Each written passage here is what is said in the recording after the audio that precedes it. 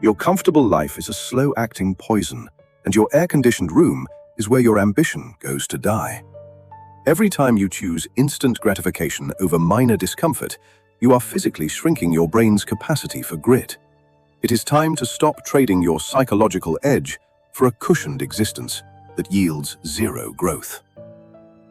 11:52 p.m. You told yourself you'd be asleep by 10. Instead, you're lying in the dark, phone 6 inches from your face, brightness turned down low enough that if your partner rolled over, it wouldn't wake them. You're not even reading anything worth remembering. You couldn't tell me a single thing you scrolled past in the last 20 minutes. Your thumb is just moving.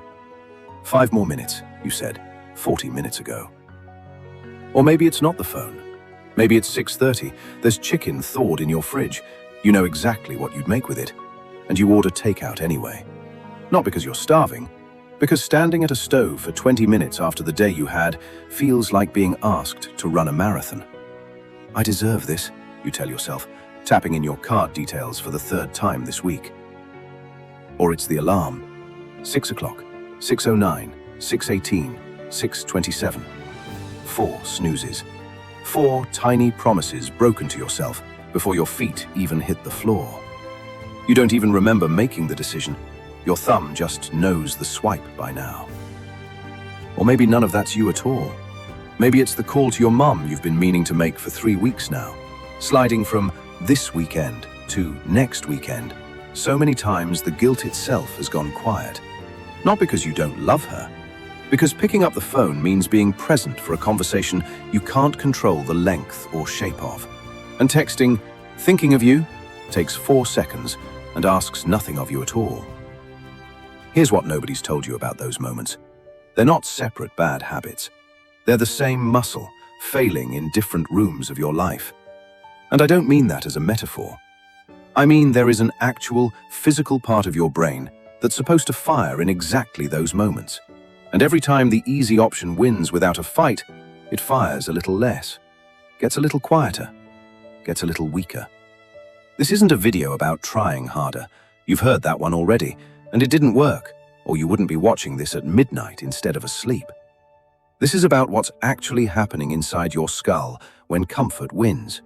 Why the entire world around you is now built, on purpose, to make sure it keeps winning, and exactly what to do about it, starting tonight.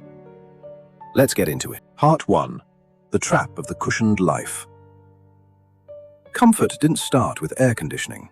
It's older than that, older than you, older than your grandparents, older than agriculture itself. For roughly 200,000 years, the human brain was shaped by an environment where calories were scarce, safety was never guaranteed, and every ounce of unnecessary effort was a gamble with your life. There was no gym membership for your ancestors, no discretionary hour to burn however they liked. Every calorie spent had to justify itself, because the next meal was never guaranteed to show up.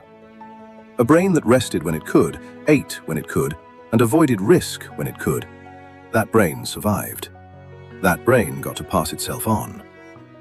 So when you sink into the couch after work, and I mean really sink, cushions swallowing you, the blanket adding its own quiet gravity, the remote sitting at the exact distance where reaching for it barely counts as movement, you're not being weak.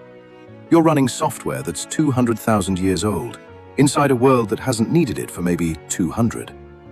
Your body still thinks calories might run out tomorrow. It still thinks unnecessary effort might get you killed. It has no idea it's living in the safest, softest environment any human has ever occupied. That's not an excuse for you. It's the actual size of the problem. Because the wiring that once kept your ancestors alive is now the exact same wiring talking you out of the gym, the cold shower, the hard conversation, the business plan that's been sitting untouched in your notes app since March. And it's not an accident that avoiding effort has never been easier. Whole industries have been built around deleting the tiny gaps where you used to have to choose something. One-click checkout removes the pause where you might reconsider. Autoplay removes the moment where you'd have to actively decide to keep watching. So, I'll watch one episode, quietly becomes a 3-hour Tuesday you never planned for. None of this happened by accident. Somebody, in a conference room more than once, looked at the exact moment a human being might pause and choose discomfort, and designed it out of the product entirely. You're not just fighting 200,000 years of biology anymore. You're fighting biology and a very well-funded engineering team, both aimed at the same weak point. Here's where it gets worse. We've built ourselves an entire vocabulary to make the surrender sound noble. You skip the workout. That's not avoidance, that's listening to your body. You don't apply for the job. That's not fear, that's honoring where I'm at. You cancel plans for the 4th time this month. That's not flaking, that's protecting my peace. Somewhere along the way, self-care, a real and genuinely necessary thing, got its name borrowed by something else entirely. Something that looks identical from the outside and does the opposite on the inside. Real rest refills you. You lie down exhausted, you get up capable. That's the entire function of it, recovery, not retreat. But the version wearing its name today doesn't refill anything. You skip the hard conversation and you don't feel restored. You feel the same unresolved problem still sitting there, just a day older, and you're now a little more practiced at running from it. That's not self-care. That's a loan against tomorrow, and tomorrow always collects, with interest. To be clear, comfort itself isn't the villain here. Nobody's asking you to sleep on a concrete floor or feel guilty for enjoying a good couch. Comfort in small doses is fine. It's medicine, even. The problem is a life engineered so completely around comfort that you never have to choose anything else. A life with the friction sanded off every surface, so smooth you can't get a grip on anything, including yourself. And here's what almost nobody tells you. This isn't just a mindset problem, something you can out-journal or manifest your way out of. It's happening in the actual tissue of your brain. Let's talk about what that looks like. Part 2. The neuroscience of softness. Pace energetic. Let's get into the science. Quick myth to kill before we go further. Dopamine is not the pleasure chemical. That's the version everyone repeats, and it's wrong. Dopamine is the wanting chemical. It's the anticipation chemical. It fires before you get the reward, not during it. It's the chemical that gets your hand moving toward the phone the second a notification badge appears, before you've even consciously decided to check it. There's actually a difference between liking something and wanting it. Your brain runs them as two separate systems entirely. You can want a 4th episode of a show you don't even like anymore. That's not you lacking discipline. That's a very old survival circuit doing exactly the job it was built to do inside an environment it was never designed for. For most of human history, that system made sense. A spike of dopamine meant you'd found something rare and worth pursuing. Food after a long search, water, a mate, useful information about where danger might be hiding. The system evolved in a world where good discoveries were hard-won and infrequent, so it rewards you hard for finding them. Now think about what's sitting in your pocket right now. Every app on your phone has a team of extremely smart people whose entire job is reverse engineering that exact circuit. TikTok's scroll isn't random. It's a variable reward schedule, the same mechanism that makes slot machines addictive. You don't know if the next video will be good. That uncertainty is the whole point. Uncertainty spikes dopamine harder than a guarantee ever could. Your ancestors' brains built this system to help them find food twice a month. Yours is triggering it 200 times before lunch. Or take Uber Eats, DoorDash, any of them. For most of human history, wanting food meant hours of effort, sometimes days. Hunting it, growing it, at the very least, cooking it.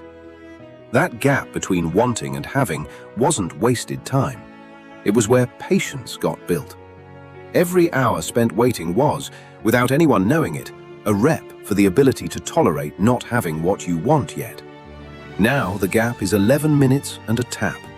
The waiting room where delayed gratification used to get trained is closed, permanently.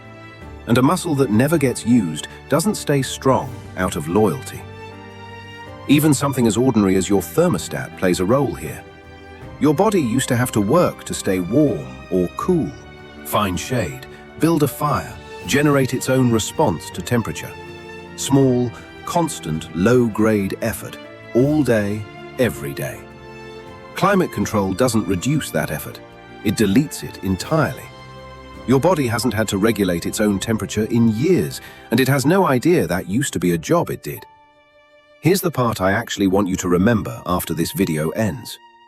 Deep in your brain, wrapped around a structure called the corpus callosum, there's a region called the anterior midcingulate cortex. Scientists have started calling it something close to the brain's willpower center, and here's why. Brain scans show this region lighting up specifically in one situation. When you're doing something effortful that you don't want to do, and you push through and do it anyway. Not the easy win, the one you almost talked yourself out of. Some researchers describe its job almost like an internal accountant, constantly running the same background question. Is this effort actually worth the energy it's going to cost? Every single time you answer no and take the easy road, you're not just skipping one task. You're training that internal accountant to say no faster next time. Researchers studying so-called super agers, people in their 80s whose memory and focus perform like someone decades younger, keep finding the same pattern. Their anterior midcingulate cortex is larger and more active than in typically aging adults.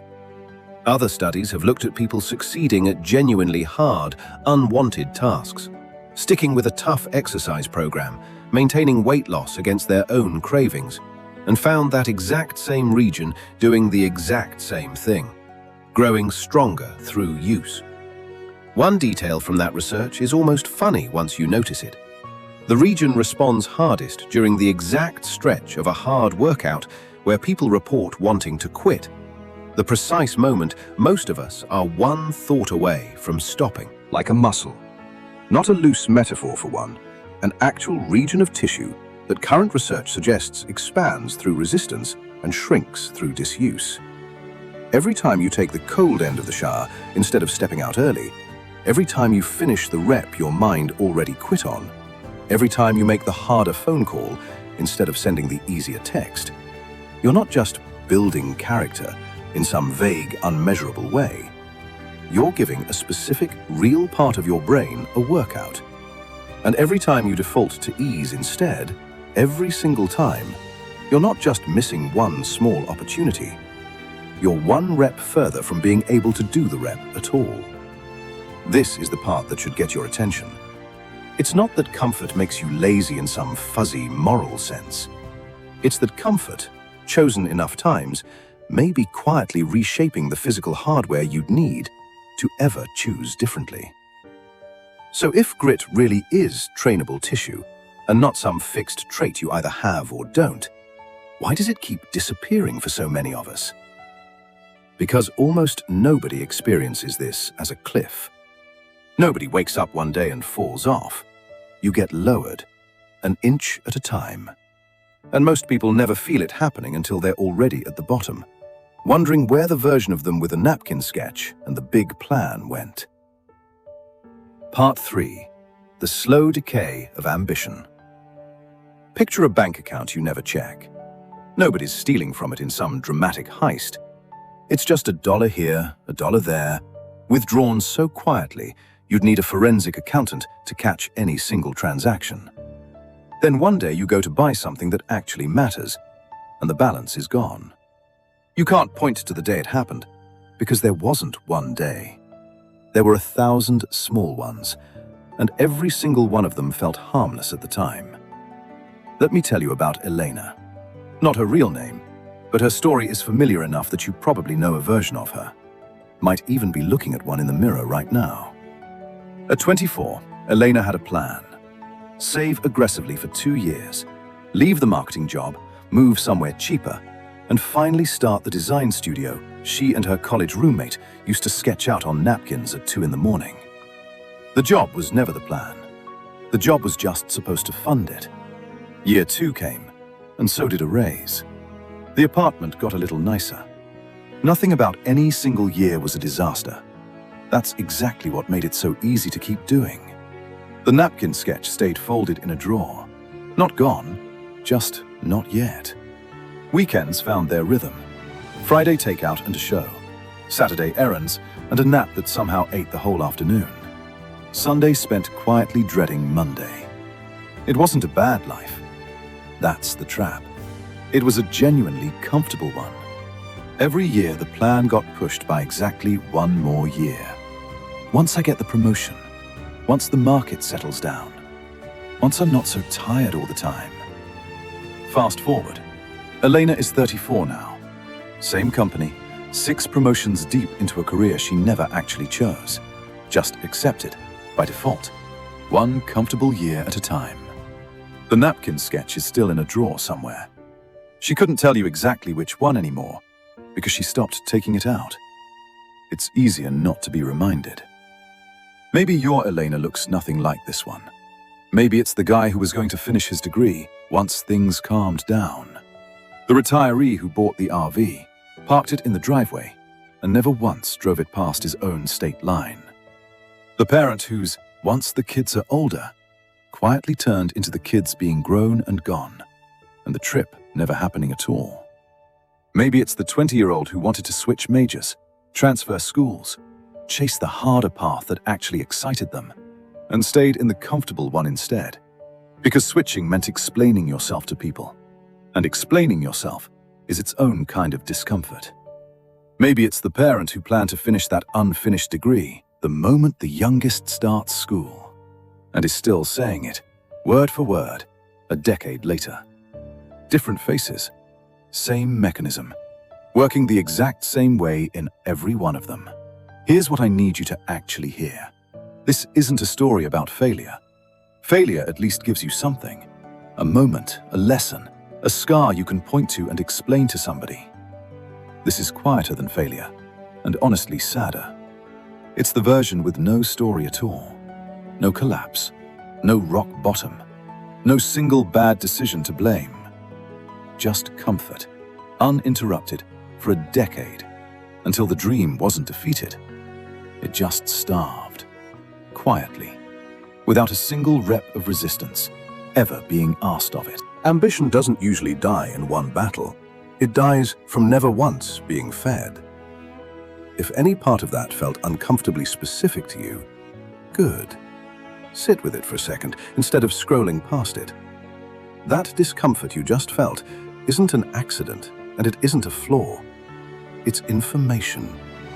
There's a growing number of people who've decided to stop treating discomfort like the enemy and start treating it like training. People done coasting, done calling avoidance peace, done letting the plan live in a drawer. This channel exists for exactly that audience. If that's you, hit subscribe. Not because I need the number to go up, but because every person who does makes it more likely this exact video reaches the next person about to fold their own napkin sketch away and forget where they put it. Consider it your first rep. It costs you 1 second and 0 discomfort. Everything else we cover today will cost you more, on purpose. Now let's talk about the lie we've all been sold about what the finish line is even supposed to look like. Part 4. The generational lie of stress-free living.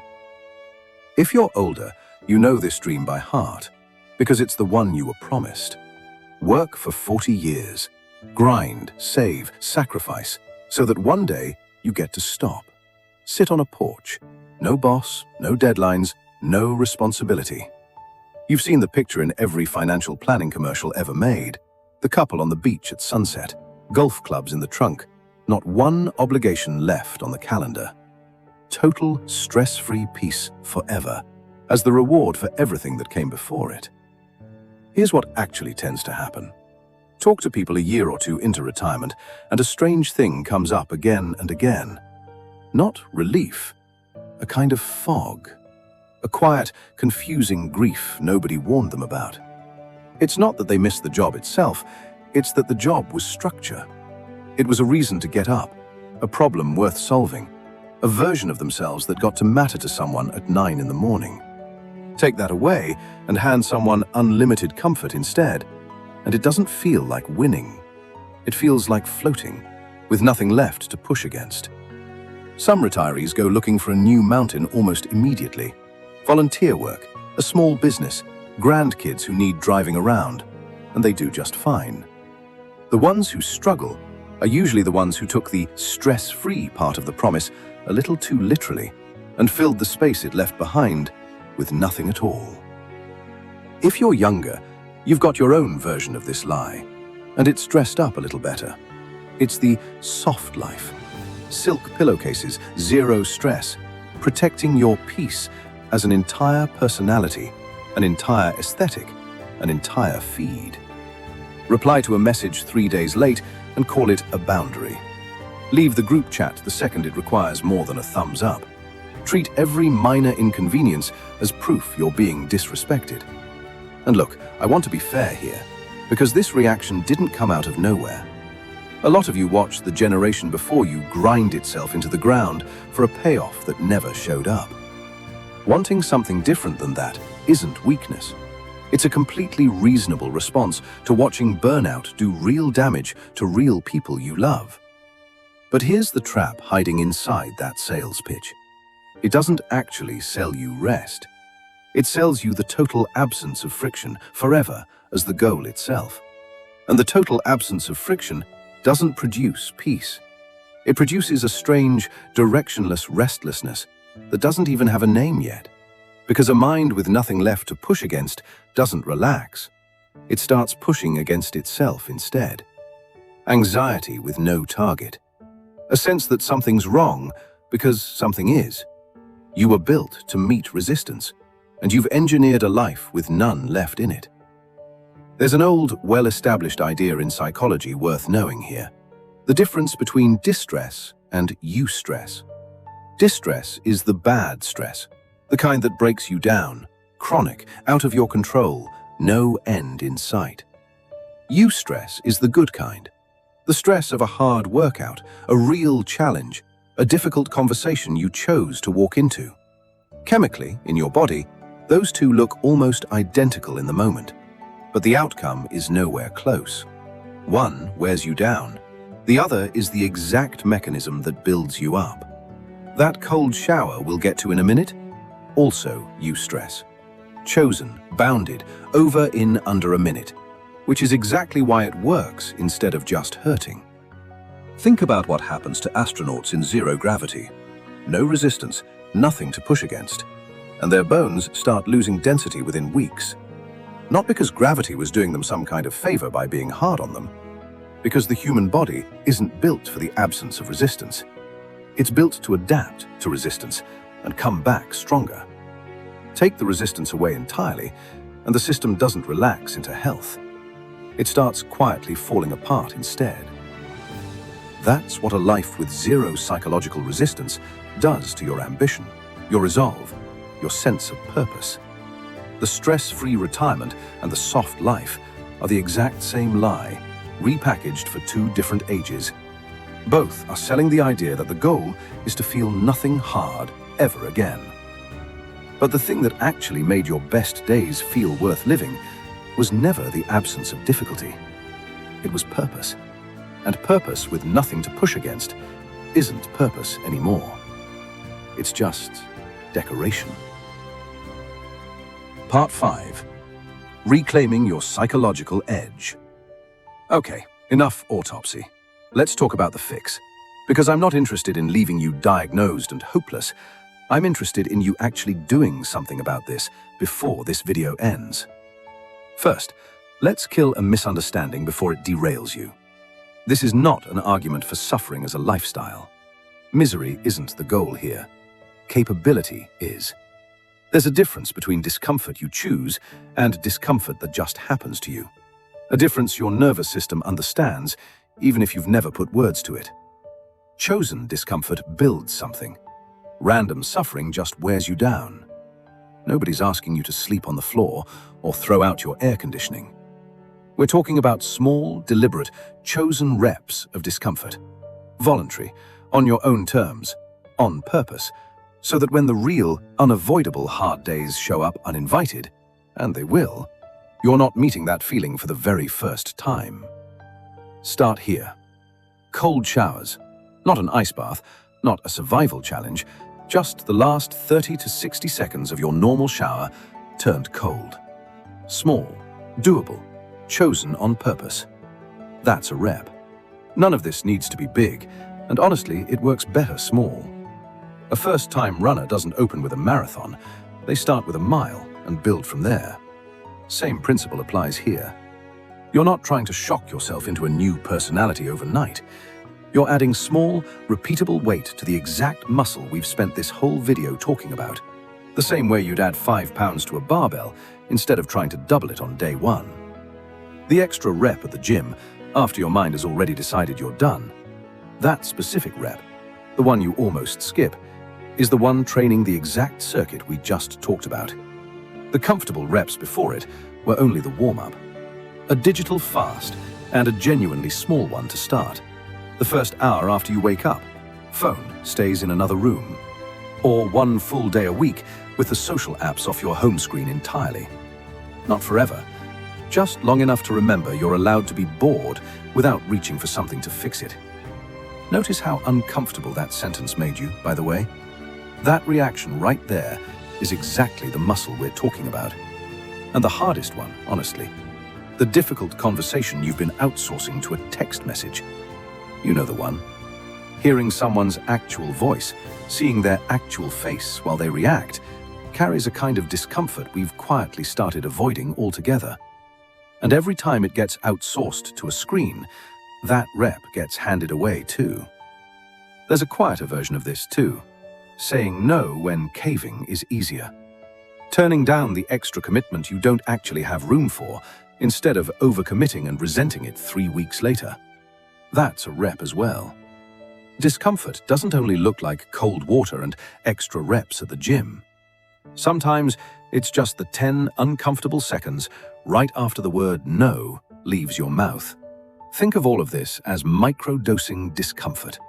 Same logic as a vaccine.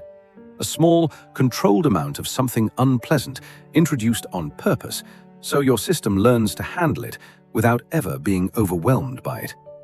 5 minutes a day. Not a total life overhaul. Just 5 deliberate minutes of choosing the harder option every single day on purpose. Pick one. Not all 4. One. The cold shower, or the phone-free hour, or the phone call you keep outsourcing to a text. Whichever one made your stomach tighten a little more than the others while I was listing them off. That tightening is your compass. It's pointing directly at the rep you need most, and it's usually the one you were quietly hoping I'd forget to mention. Here's what changes after a few weeks of this, and it's not what people expect. It's not that life gets easier, it's that you get less afraid of it not being easy. The diagnosis, the layoff, the breakup, the deadline that comes out of nowhere with 0 warning. None of that stops happening just because you started taking cold showers. But it stops feeling like it's happening to a stranger. You've been in the room with discomfort before, on purpose, repeatedly. It's familiar now, instead of terrifying. That's the whole game. Not eliminating hard days, building the version of you that doesn't fall apart the moment one shows up. Part 6. Conclusion. Let's go back to where we started. The air-conditioned room. Here's the truth I didn't say at the beginning. The room was never actually the enemy. Comfort was never the enemy. A life that never once leaves it, that's the enemy. And it's a quiet one, because it never announces itself as danger. It just feels like Tuesday. And then it feels like another Tuesday. And it keeps feeling like Tuesday until somehow it's been 15 years of them.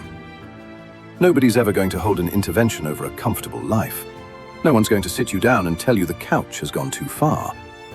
This is the one kind of danger that requires you to sound the alarm on yourself, because it will never once feel urgent enough to do it for you.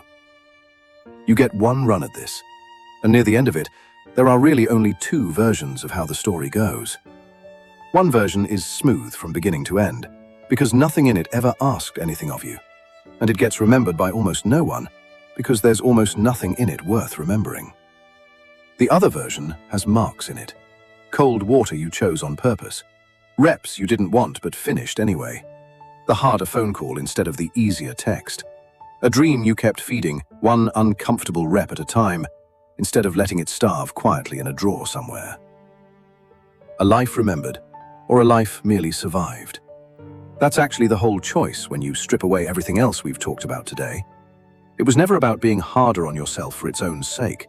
It was always about which version of this story you actually want to be true when you finally look back on it. 20 years from now, nobody is going to ask you how comfortable you managed to stay. They're going to ask you what you did. If this reached you, if some part of you just quietly decided something needs to change starting tonight, you don't have to carry that alone starting tomorrow morning.